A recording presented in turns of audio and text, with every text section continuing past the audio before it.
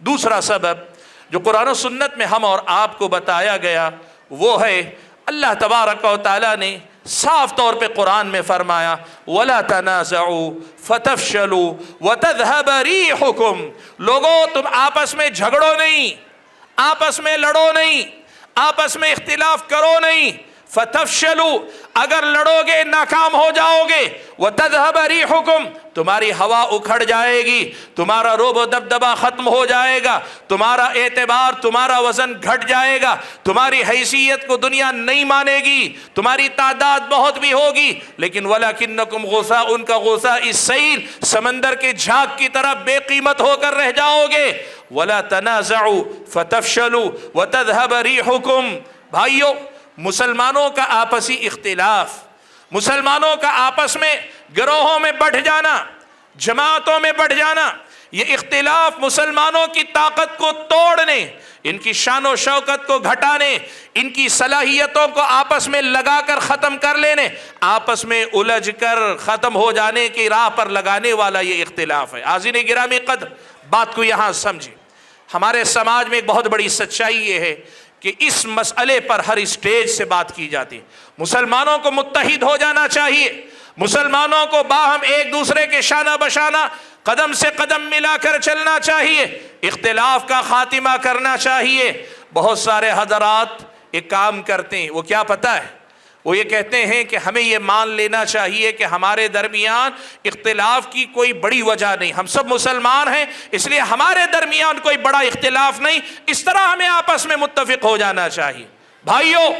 آپ اپنے آپ سے پوچھ کر دیکھیں، ہر مسلک والا اپنے آپ سے پوچھ کر دیکھے کیا وہ یہ بات واقعی معنوں میں دل سے مانتا ہے کہ اس کا اختلاف دوسرے فرقے سے، دوسری جماعت سے سطحی قسم کا اختلاف ہے، اوپری اختلاف ہے، ظاہری اختلاف ہے؟ کیا اس اختلاف کے پیچھے واقعی معنوں میں عقائد کی بنیادی اختلافات نہیں ہیں؟ کیا اس کے پیچھے منہج کے بنیادی اختلافات نہیں؟ دین کو لینے کا جو طریقہ ہے اس کے سلسلے میں آپس میں لوگوں کے درمیان اختلاف رائے نہیں؟ جو یہ کہتے ہیں کہ مسلمانوں کو آپس میں یہ مان لینا چاہیے کہ ہمارے درمیان کوئی اختلافات نہیں ہیں، یہ بات آپ سمجھیے۔ شریعت مطہرہ کی نظر میں اختلافات جسے آج ہم دیکھ رہے ہیں ان کے دو درجے ہیں۔ ایک وہ اختلاف ہے جو قرآن و سنت کے دلائل کی روشنی میں فقہی مسائل، عملی مسائل میں اجتہاد کے نتیجے میں فقہا کے درمیان اختلاف ہوتا ہے، اس میں ایک دوسرے کو برداشت بھی کرے، ایک دوسرے کی دلیل کو سمجھ کر اگر راجے نظر آئے عمل کریں، اگر آپ کو عمل کرنے میں راجے نظر نہیں آتا دلیل کی روشنی میں جو بات صحیح سمجھ میں آتی ہے اس پہ عمل کرے، یہاں یہ بات ہو سکتی ہے۔ لیکن جہاں مسئلہ یہ ہو کہ ایک مسئلے کو ایک جماعت کہتی ہے یہ شرک ہے، دوسرا کہتا ہے یہ عین توحید کے مطابق ہے، ایک آدمی یہ کہتا ہے یہ کفر کا معاملہ، دوسرا آدمی کہتا ہے کہ نہیں یہ دین کا معاملہ، جہاں اختلاف بنیادی ہو یہاں یہ کہہ دینا کہ نہیں ہم سب مسلمان ایک ہیں، بھائیو یہ حقیقت سے آنکھیں چرانا، یہ حقیقت سے آنکھیں چرانا ہے۔ اس لیے سب سے پہلے یہ بنیادی مسئلہ ہمیں سمجھنا چاہیے، مسائل کو حل کیے بغیر مسائل کو دبا دینا یا یہ مان لینا کہ ہمارے درمیان اتحاد ہے ہمیشہ کے لیے، بھائیو یہ ایک ایسی غلطی ہے جو ہم سالہ سال سے کرتے آ رہے ہیں، اور اسی کا نتیجہ ہے کہ جیسے اتحاد کی برکت ہم اور آپ کو دیکھنی چاہیے وہ اتحاد کی برکت ہم دیکھ نہیں پا رہے ہیں۔ کرنا کیا پڑے گا؟ کرنا یہ پڑے گا بھائیو، اتحاد کے لیے اپنی نسبتوں سے، اپنے مسلکوں سے، اپنی جماعتوں سے اور اپنی اپنی وابستگیوں سے، اپنے سلسلوں سے، اپنے پیر، اپنے مشائخ، اپنے علماء سے، ان سب سے اوپر اٹھ کر کتاب اللہ اور سنت رسول اللہ، صحابہ نے، تابعین نے، تبع تابعین نے جیسے سمجھا تھا، سمجھایا تھا، دین کی وہ شکل جو صحابہ کے پاس تھی، جو تابعین کے پاس تھی، اس شکل کو اپنانے کی طرف سب کو قدم بڑھانا پڑے گا۔ آج مسئلہ یہ ہے کہ اتحاد کے نام پہ ہم یا تو یہ کہتے ہیں تم سب اپنا مسلک چھوڑ کر میرے مسلک میں آ جاؤ، یا پھر ہم سب یہ کہتے ہیں سب اپنے اپنے اختلافات پہ باقی رہو، صرف یہ مان لو کہ ہم متحد ہیں۔ کیسے ہو جائے گا؟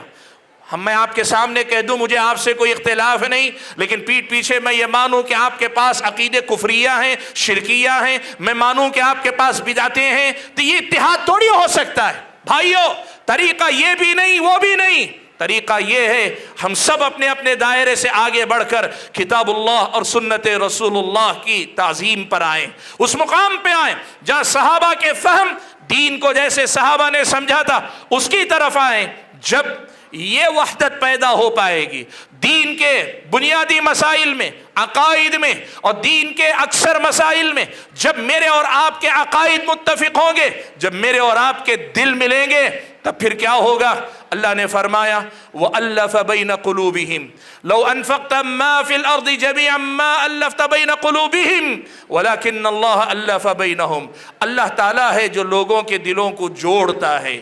آپ اگر دنیا کا سارا خزانہ بھی لٹا دیں گے، آپ ان کے دلوں کو آپس میں نہیں جوڑ پائیں گے۔ اللہ تعالیٰ ہے جو انہیں آپس میں جوڑتا ہے۔ حاضرین گرامی قدر، بات لمبی ہوگی اگر میں کہنا چاہوں۔ میں نے کہا ہمارے اور آپ کی مصیبتوں کی بڑی وجہ ہمارا آپسی اختلاف ہے، اور آپسی اختلاف کا خاتمہ یہ نہیں کہ ہم یہ کہیں سب اپنے عقائد پر رہو، ہم صرف مان لیں کہ ہم ایک جماعت ہیں۔ یہ کافی نہیں اللہ کے بندو۔ اصل وحدت عقیدے کی، فکر کی، سوچ کی، ہمارے اور آپ کے دین کی بنیادوں کی، میرے اور آپ کے دین کے اکثر مسائل میں کم سے کم وحدت آنی چاہیے۔ یہاں سے اصل میں اتحاد کی روح نکلتی ہے، یہاں سے اصل میں قوت پیدا ہوتی ہے۔ آپ کو معلوم ہے